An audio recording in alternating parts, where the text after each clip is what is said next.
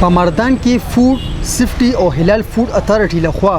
صوبایي جنرال ډایرکټر سهیل خان د مردان تفصیلی دوره وکړه او مختلف ځایونه چیک کړل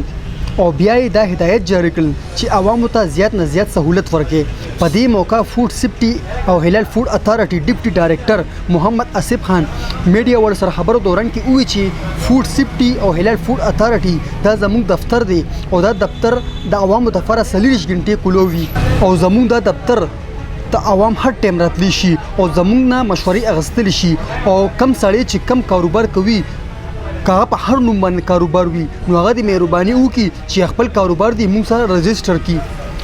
او موږ به بیا هغوی سره پوره ملګرتیا کوو او موږ به بیا هغوی له سهولت ورکوو. هغوی دا وینا هم وه چې زموږ دا مقصد نه دی چې عوام موږ هسې تنګ کړو او جرمانې ورله ورکړو. موږ په هغه ځایونو باندې چاپې لګوو هغه کسان له جرمانې ورکوو چې کم کسان مضر صحت څیزونه خرڅوي او د هغې نه عوام ته ډېر نقصان رسي نو موږ په هغې باندې چاپې لګوو. هغوی بیا لیست میډیا والو ته وښودو چې زموږ یو میاشت کې دا کارکردګي ده چې موږ په یو میاشت کې 282 انسپیکشن کړي دي، دوکانونه مو چک کړي دي، کارخانې مو چک کړي دي او 183 لمو نوټس ورکړی دی چې ستاسو دا کاروبار ټیک نه دی او دا ټیک کې او 76 باندې انسپیکشن روان دي او انکوایري پې هم شروع ده او 1431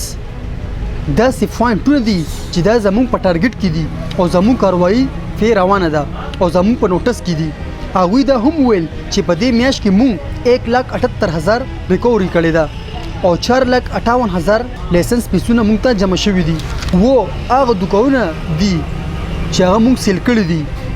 چې هغوی عوام ته نقصان رسو او 268 هغه کسانو کاروبارونه دي چې خپل مالکانانو کاروبارونه وو او چلول به په دې 268 باندې انسپیکشن هم روان دي او انکوایري پې شروع ده.